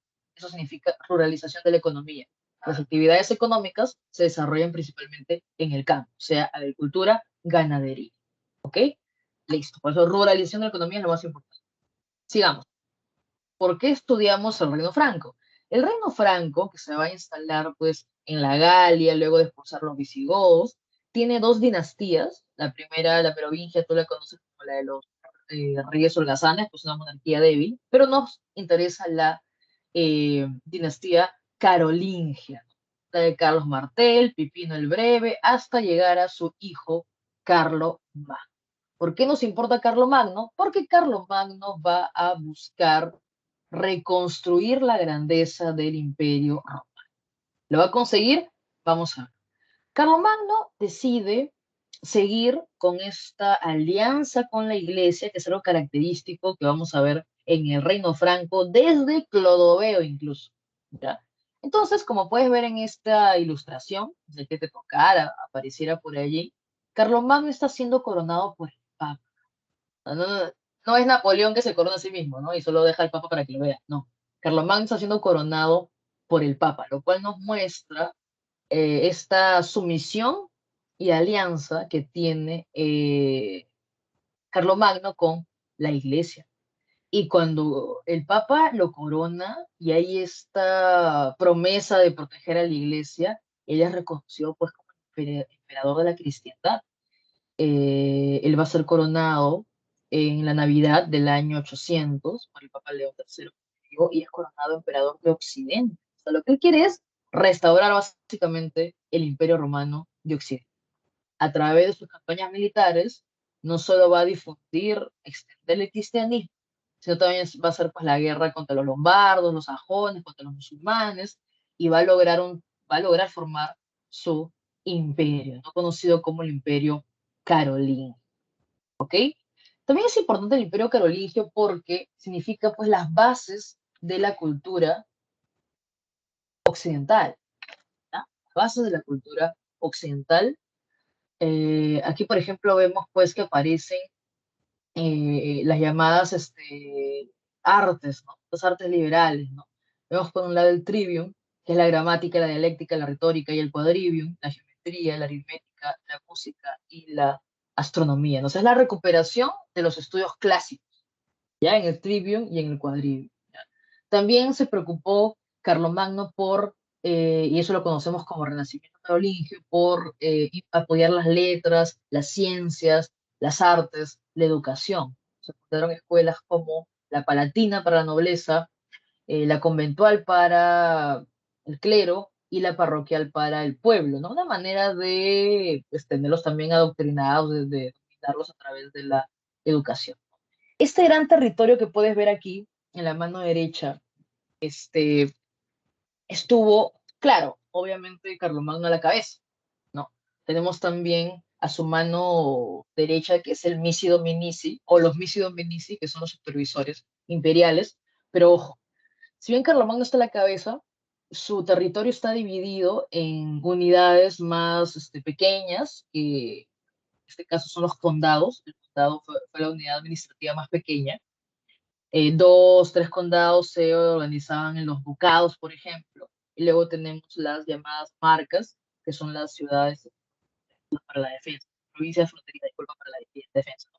Cada una de estas unidades administrativas estaba bajo el liderazgo de un noble, ¿no? Entonces el duque estaba en los ducados, el conde en los condados, el marqués en las marcas. ¿Por qué es importante que te diga esto? Porque son nobles que tienen responsabilidades y territorio a nivel provincial, pero la cabeza es Carlomagno. Pero imagínate que se va la cabeza, quedan estos poderes locales. Y este es el inicio, vamos a ver más adelante, la decadencia, la crisis del Imperio Carolingio, más adelante lleva a el feudalismo. Y estos nobles que tenían poder local son los futuros señores feudales. Ok, entonces, bueno, una vez Carlomagno, bueno, lo sucede después en el trono su hijo, Ludovico Pío, conocido también como el Piadoso, definitivamente se da cuenta que no puede controlar todo el territorio, ¿no? Y decide más bien dividirlo entre sus hijos, o sea, entre los nietos de Carlomagno. Estoy hablando del Tratado de Verdún del 840.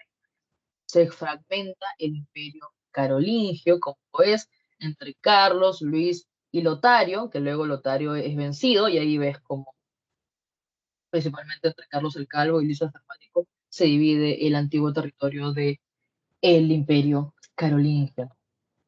Poder central debilitado, como te dije, ascienden los señores locales y también como no hay un territorio unificado bajo la figura de un poder central, es también un momento para nuevas invasiones, como la de los normandos, los magiares y los sarracenos. No te olvides entonces que nos está dejando la crisis del imperio carolingio. Por un lado, poderes locales, señores que tienen tierra, ¿ya?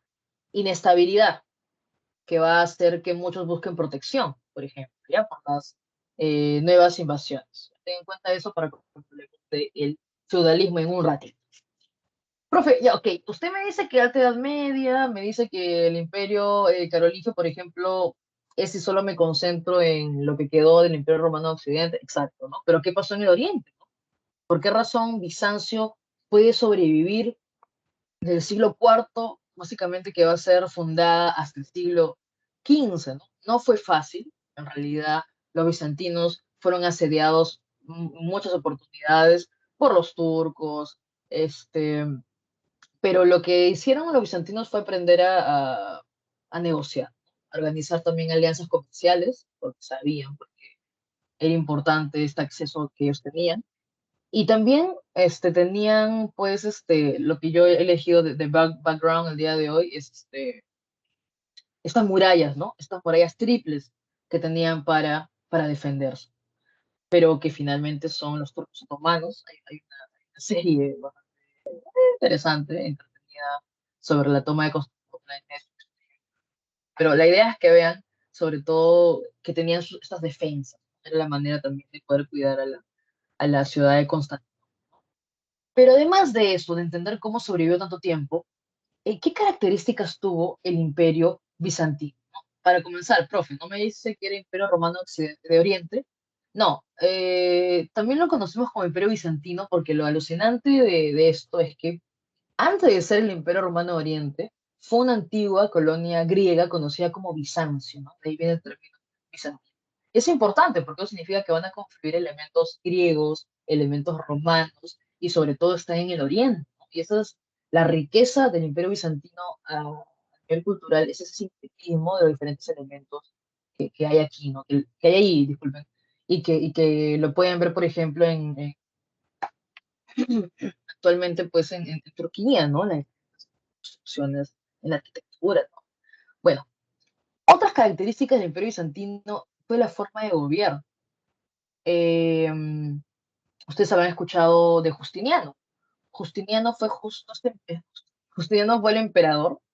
El término era Basileus del emperador. Y lo peculiar del emperador en Bizancio es que su forma de gobierno era conocida como el cesaropapismo. Viene de César y de Papa. ¿Qué significa eso? César, son César, los Césares, o sea, el poder político, por ejemplo, y por otro lado, el poder religioso. Así que por el césaropapismo, el emperador o Basileo Bizantino controlaba tanto al Estado como a la iglesia. Hablando de la iglesia de Bizancio, la iglesia de Bizancio nunca se llevó bien con la iglesia, siempre tuvieron rivalidad por quién era superior. Y esto llevó a el cisma de Oriente en el siglo XI, en el año de 1054. ¿En qué consistió el cisma de Oriente? Un cisma es una ruptura, ¿ya? Siempre estaban en rivalidad. Y aparte son algo distintas las iglesias, ¿ya? Por ejemplo, la iglesia de Bizancio prefería el griego, la iglesia de Roma prefería el latín, pues el patriarca de la iglesia de Bizancio era considerado por debajo del obispo de Roma, que sería el papa.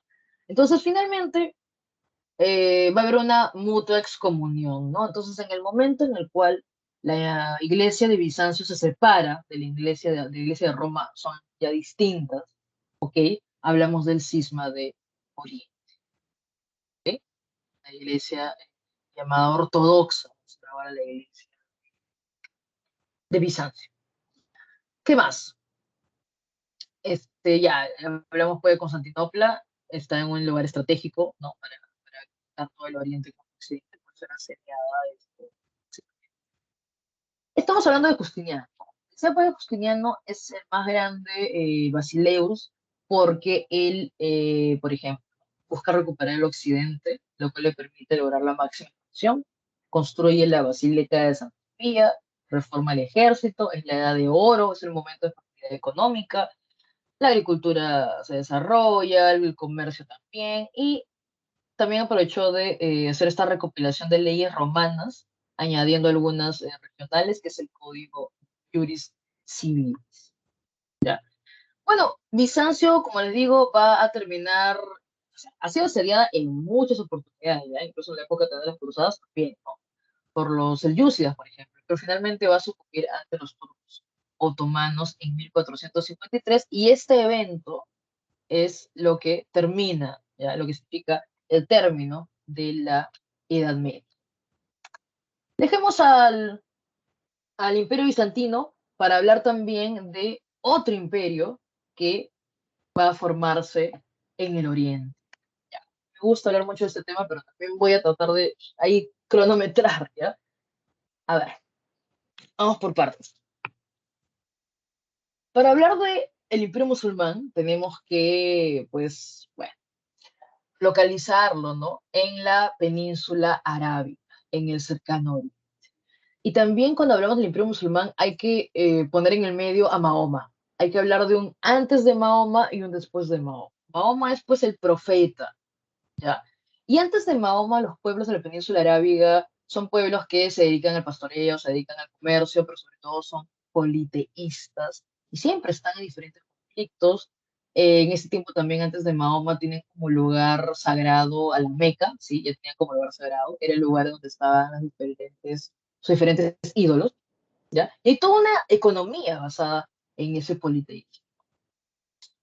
Pero Mahoma va a tener una revelación, ya que es una alucinante, que es un crossover, ¿no? Así como, como cuando ves a un personaje de un universo en esta película de Marvel, ¿no? Que aparece, el ángel Gabriel, ¿no? El arcángel Gabriel se le presenta a Mahoma y le hace la revelación de la verdadera fe, la fe en Alá, que es el Islam. Que Islam significa, pues, sumisión a Alá. Bueno, lo que es real es que más bien, siempre sabes que siempre el punto de vista histórico, el punto de vista más bien mítico. Y en el caso histórico podemos decir que en la península arábiga había bastantes pueblos judíos. Entonces el monoteísmo de los judíos influye en Mahoma y se da cuenta que es mejor, porque si hay un monoteísmo hay unidad en un solo Dios, en vez de este conflicto y pues diferentes enfrentamientos que hay por el politeísmo. Entonces Mahoma dice que se haga el monoteísmo, por eso hay un antes de Mahoma y un después de Mahoma. No fue sencillo, ya la cabeza de Mahoma, una vez se enteran de su propuesta, corría peligro, ¿no? Entonces Mahoma tiene que huir, ¿ya? Huye pues de la Meca en dirección a Medina, esa huida se llama pues la Égira, ¿ya? Y esta huida es el año 622, y es el año que marca el inicio del calendario musulmán. ¿Para qué huyó? Para formar un ejército, obviamente, ¿no? Para regresar y someter a los que, pues, a los que no eran partícipes de esta propuesta del monoteísmo. Y finalmente Mahoma vence y va a lograr la unidad política y comercial de estas comunidades arábigas, ¿no? Y allí más bien comienza entonces la primera fase de, del imperio musulmán, ¿no? Los llamados califatos. Lo que pasa es que luego de Mahoma, los que van a ser los jefes políticos y religiosos son los califas, ¿ya? Por eso decimos, pues, los llamados califatos. Tenemos entonces, por un lado, el califato perfecto, que es el califato ahí nomás inmediatamente después de Mahoma, que es el califato ortodoxo, donde la capital sigue siendo todavía en la península arábiga, en Medina, y continúan las acciones de Mahoma, ¿no? Y se inicia recién la expansión. En el califato omeya es que se logra la máxima expansión controlando hacia el norte de África y llegando hasta la península ibérica. Es el califato omeya, donde más bien su capital va a ser en Damasco, Siria. ¿Ok? Y finalmente tenemos a el califato abasí, o abástida, que es el califato, ya, pues, cuando ya te expandís y todo, más bien te toca desarrollar la cultura, ¿no? Es el califato del esplendor cultural con capital en Bagdad, Irak, ¿ya? Y es justo el califato del apogeo cultural árabe, donde están los artistas, en la Casa de la Sabiduría, los intelectuales, los científicos. Hay mucho interés en traducir, por ejemplo, a los escritores clásicos griego. Por eso vemos a Averroes con su comentario a Aristóteles. También vemos el desarrollo de la matemática con Al-Juarizmi y el álgebra, el compendio de cálculo, y Avicennas con el canon de la medicina. Cuando hablamos de árabes, hablamos del origen étnico, pero cuando hablamos de musulmán, significa que profesa el Islam, no olvidar, ¿no? El Islam, y acá ya voy a explicando para que puedan contestar la pregunta, que es la última, creo, sobre Islam. El Islam tiene un libro sagrado, que es el Corán. En el Corán están las enseñanzas de Alá, por si acaso. Las enseñanzas de Alá reveladas por el arcángel Gabriel.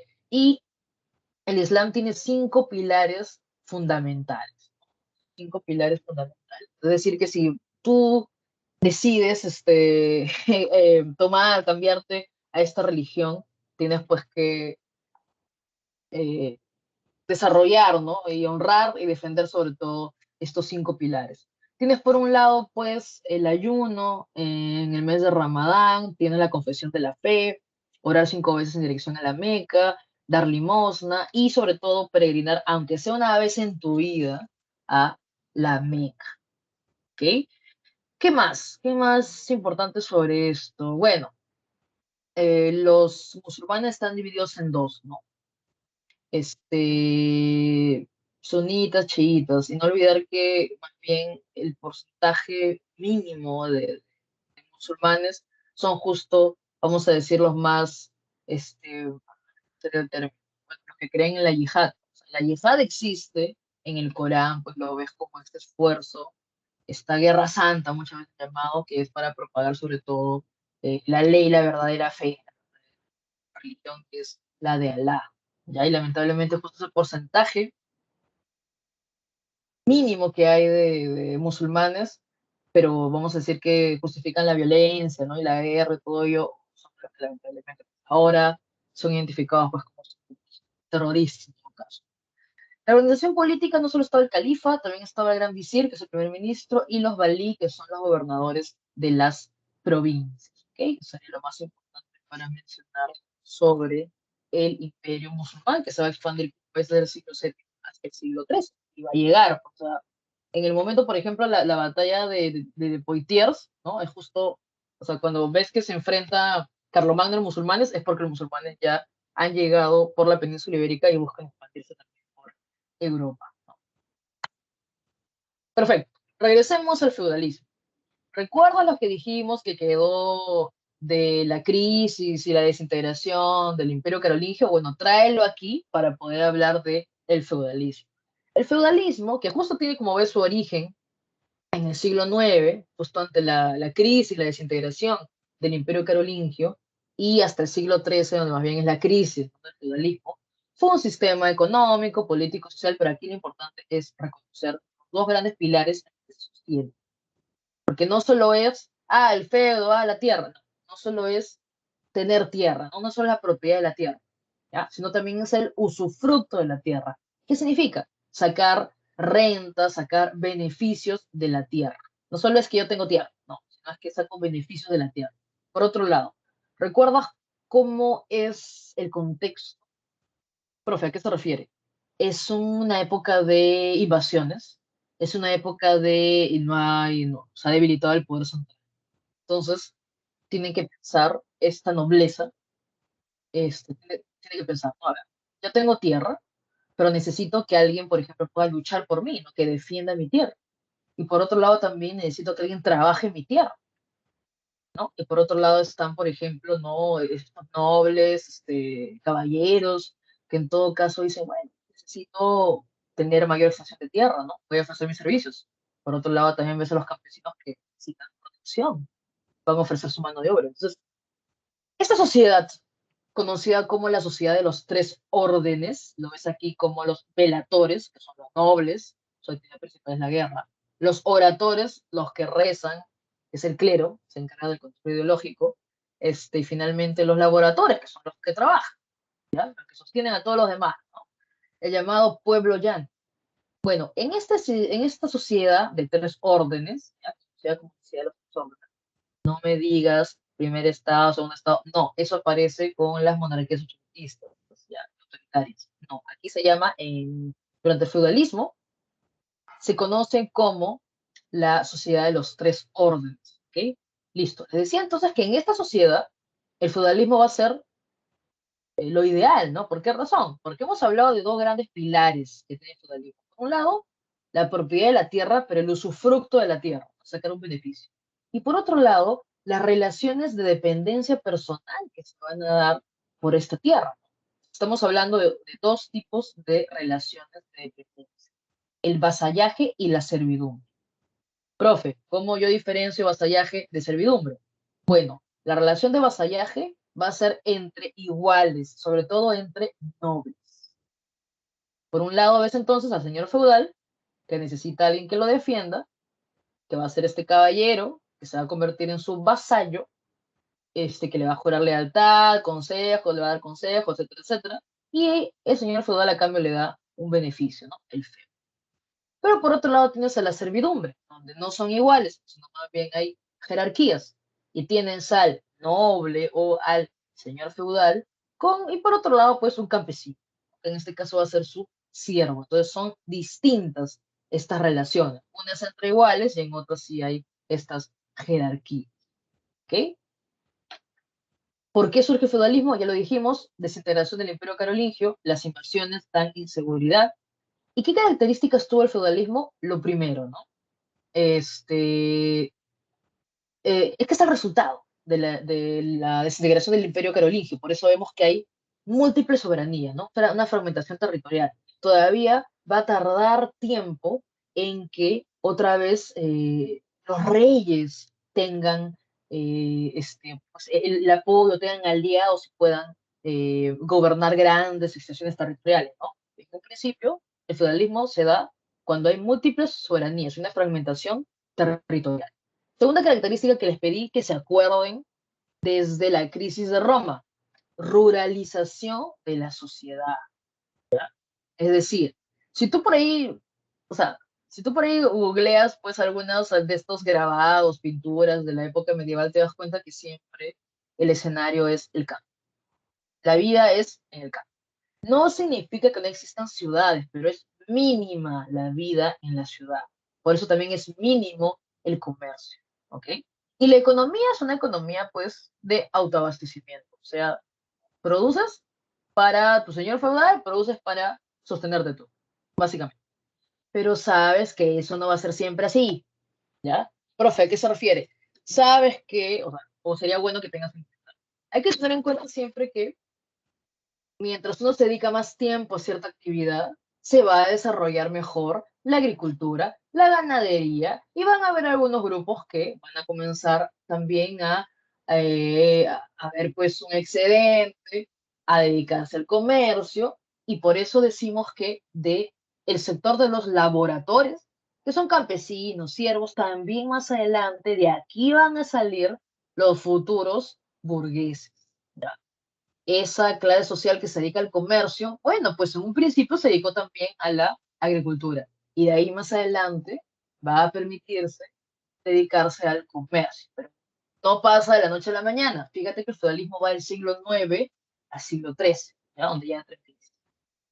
Bueno, acá está para que veas este, esta ceremonia llamada la ceremonia del homenaje, donde el futuro vasallo jura, ¿no? Fidelidad a el señor feudal.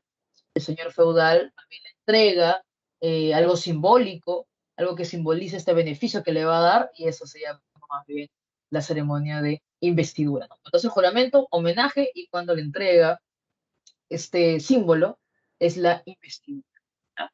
¿Ves? Acá justo hay una ilustración grabado típico de la Edad Media, como puedes ver, es un libro de horas. Bueno, ahí está obviamente pues el castillo, el señor feudal, todo lo que quieras, pero si te das cuenta, siempre pues el paisaje es el campo. Ahí ves el feudo, por ejemplo. Y por otro lado, no hay que olvidarnos que el feudo, además de tener el castillo, el molino, tenemos pues también que la tierra está dividida entre mansos, que es lo que trabaja el siervo, y la reserva señorial, que es lo que trabaja el siervo para el señor. ¿Ya? Bueno, y el siervo está adscrito al feudo, ¿ya? Había algunos campesinos que sí eran libres, ¿no? Le llamamos villanos, por ejemplo. Perfecto. Dicho esto, ya nos queda solo desarrollar las cruzadas. Yo sé que normalmente todos conocemos a las cruzadas como, pues, estas campañas militares, 8 en total, que se desarrollan del siglo XI al XIII, pero aquí hay que verlos más desde un punto de vista, pues, histórico, ¿no? Está bien, no vamos a dejar de lado que son campañas militares que enfrentaron a musulmanes contra cristianos, que son 8 campañas. También hay que ver que la ruta siempre va a ser desde Occidente hasta Oriente, porque recuerda que en Oriente está la llamada Tierra Santa, Jerusalén, todo se encuentra en Oriente. Entonces, vamos a verlo en un punto de vista histórico, sin olvidar, obviamente, que fueron campañas militares, ¿sí? Esa es la definición. Pero también hay que saber distinguir cuáles son las causas, ¿no? Las verdaderas causas. Hay que saber también distinguir en historia la diferencia de una causa con un pretexto. Entonces, cuando vemos el pretexto es porque los turcos selyúcidas en el siglo XI, así como han estado asediando, por ejemplo, al Imperio Bizantino, han tomado Tierra Santa, Jerusalén. Entonces, el Papa Urbano, como líder de la Iglesia, convoca al Concilio de Clermont en 1095 y convoca, obviamente, a las cruzadas. Incluso se da una bula de cruzada para perdonar a los que ven. Sí, en este caso, las cruzadas. Pero eso es solo un pretexto. Que hay que ver por qué la Iglesia, por qué el Papa está tan interesado en organizar, en convocar a las cruzadas, ¿no? Y aquí por eso es que nos vamos a las causas, ¿ya? Las causas. ¿Sí? Se han olvidado. Aquí por eso es que nos interesan las causas.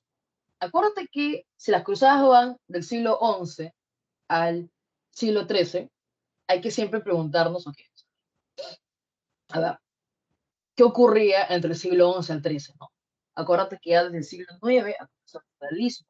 Entonces es normal que en un momento ya no haya más tierras. Los señores feudales quieren más tierra. Y definitivamente, acuérdate a qué se dedica el Imperio Bizantino. El Imperio Bizantino se dedica al comercio internacional. Entonces, mientras todavía hay una economía agropecuaria o principalmente de autoabastecimiento en el occidente, en el oriente sí hay comercio. Entonces, esas tierras me resultan mucho más atractivas. Entonces, hay que ver y analizar las causas, los intereses. ¿Por qué un señor feudal sería la guerra? Para tener más tierra, para expandir el sistema.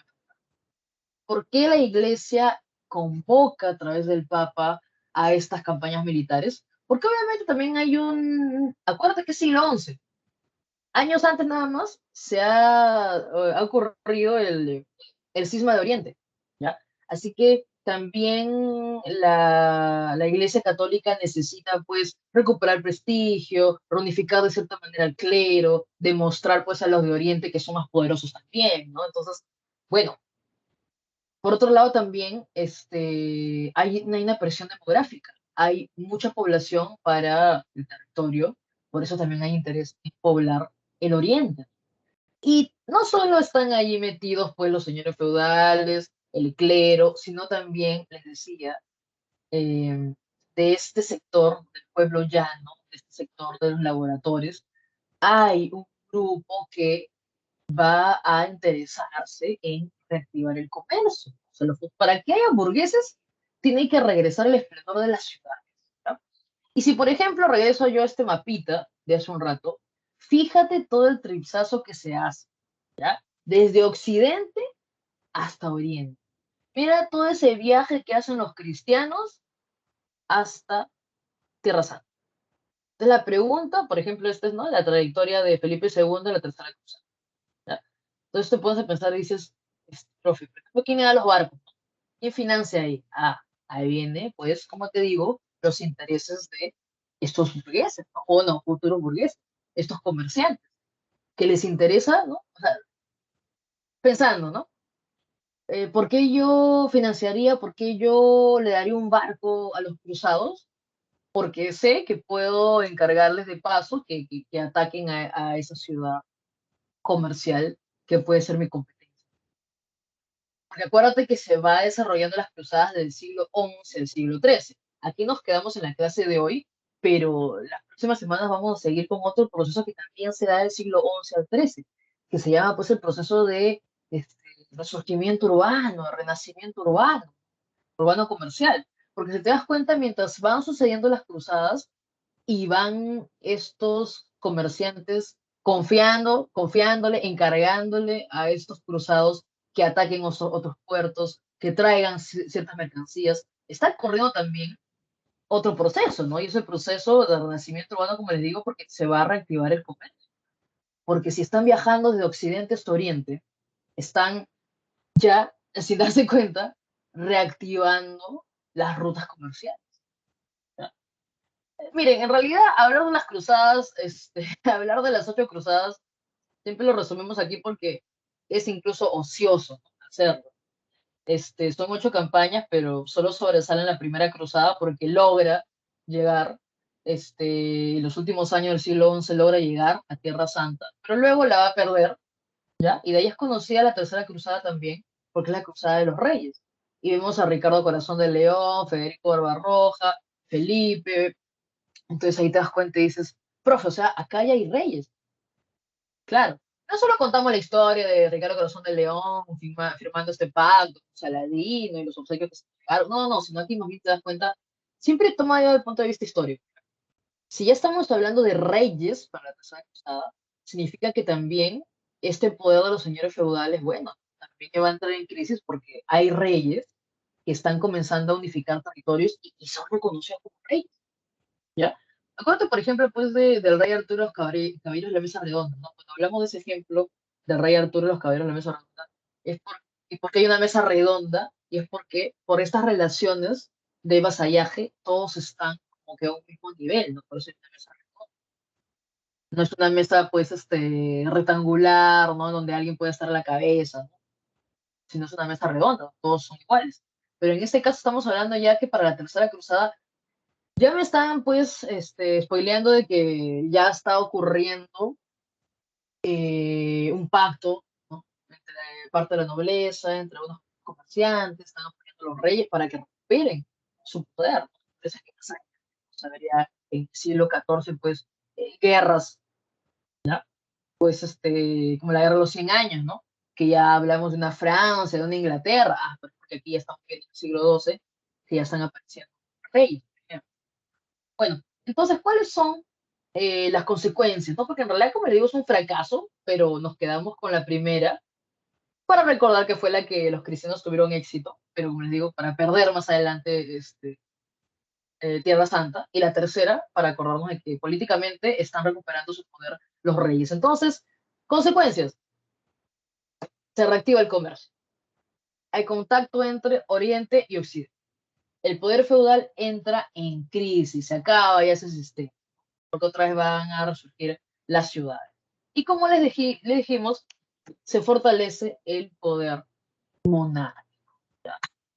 Ahí tienen entonces lo que hemos desarrollado el día de hoy, las culturas clásicas, Grecia y Roma, este fin de la Edad Antigua con la caída del Imperio Romano Occidente, luego se forma el sistema feudal durante, pues, la Alta Edad Media, sobre todo a partir del siglo IX, porque la primera parte de la Alta Edad Media son los reinos germánicos, la formación de los imperios medievales, como por ejemplo el Imperio Carolingio, y luego seguiría pues la plena Edad Media, ¿no? Es el apogeo del sistema feudal, pero también, como hemos hablado, las cruzadas sería más bien ya el comienzo, hacia el siglo XIII ya, de la crisis, ¿no? Listo, esto es todo entonces por hoy. Miren, he tratado pues de volar, pero también respetando su tiempo y también esperando que se haya podido entender todo, ¿no? Porque saben que siempre uno tiene que volar en estos casos. ¿Ya? Entonces, todavía nos quedan 3 minutos suficientes para poder acabar con las preguntas del día de hoy. Ya. La primera, a ver. La civilización griega se ubicó en la península de los Balcanes. Esta civilización pasó por diversos periodos, helénico, helénico y época helenística. Dentro de sus desarrollos históricos diferentes, hechos fundamentales son destacados. Secuencia cronológica. A ver, ¿en qué orden serían? Perfecto. Sí, perfecto, Daniel. 1C. ¿Ya? Sí, excelente. Vamos de la guerra de Troya a las polis, luego los persas amenazando a Grecia, las guerras médicas, luego Atenas logrando su esplendor y finalmente Filipo II sometiendo a las polis griegas. La segunda. Ajá. Ya, bueno, Roma. Verdadero y falso. A ver. ¿La adivinaron o no la adivinaron? La número 2. Después del último rey etrusco, se inició una nueva etapa de gobierno en Roma, la República, ese sistema buscó, ya, está preguntando sobre la República principalmente, ¿no? ¿El gobierno se organizó en 3 poderes? Sí. ¿Los plebeyos fueron obteniendo poder? Sí. No. Este, ¿Distribución igualitaria de las riquezas? No. ¿En dónde? Pues, ¿en dónde, no? ¿En dónde existe eso? Sí, correcto, Daniel. La 2 también es la letra C. ¿Ya? Y sí, se fortalecieron las figuras militares por las campañas. Bueno, la tercera está súper sencilla porque incluso hay un dibujito, ¿no? La 3 también es la letra C, porque aquí estamos viendo, es una imagen, documento medieval, donde estamos viendo el ritual del homenaje, ¿no? La ceremonia del homenaje por la cual se convertía pues en un vasallo, ¿no? Está jurándole fidelidad al señor feo. La 4 más bien, ya, es que chicos, acá no salieron las líneas, ¿ya? Tiene que ser así, a ver. El poder central ejercido por los reyes desapareció y se dispersó en los feudos. En ellos, los señores feudales, ahí tiene que ir la línea, asumieron funciones propias del Estado, como legislar, imponer tributos y administrar justicia. Su economía fue autárquica o de autosubsistencia, como se dice, ya que cada feudo consumía lo que producía y la tierra se transformó en la única fuente de riqueza de una sociedad fuertemente jerarquizada. Sí, correcto. La 4B, excelente. Y la 5, a ver si la 5 si la 5 la lograron. Algunas cosas sí las hemos dicho en clase, pero otras no. Hay otras que sí son propias pues del Islam, ¿no? Ah, excelente, sí, excelente. A ver, sobre la religión denominada Islam, ¿ya? Sí, la 5 es la letra A. Lo más importante es la sumisión a Alá, ya reconocerlo como único Dios, verdadero. ¿Está permitida la poligamia? Sí, siempre y cuando tengas recursos, ¿ya? Sí, eso es verdad. Sí, si puedes pagar las esposas, sí. Ya. La yihad justifica acciones militares, así es. Gracias, Leslie. Muchas gracias por tener ahí, poner todas las alternativas. La peregrinación hacia la Meca es un pilar fundamental, sí, también demuestra que tiene recursos. El Corán es una compilación de las enseñanzas de Alá, ¿ya? No de Mahoma. Ahí estaría lo incorrecto. Gracias, Leslie, entonces, por poner todas las alternativas y gracias también por estar aquí. Miren, he cumplido con el tiempo. Si por si acaso no trabajé algo en la separata, ya sabes que tienes el aula de multichat. Te deseo bastante éxito en tu examen del fin de semana. Duerme bien, aliméntate bien, usa mascarilla y nada, anda, anda. Go Tiger, como se dice, ¿ya? Vayan, vayan, que les vaya muy bien en su examen del fin de semana, ¿ya? Chao, chao, cuídense mucho y ya nos vemos en una próxima oportunidad. Chao, chao. Muchas gracias, mis, cuídese de igual manera. Yo me dice gracias, cuídese.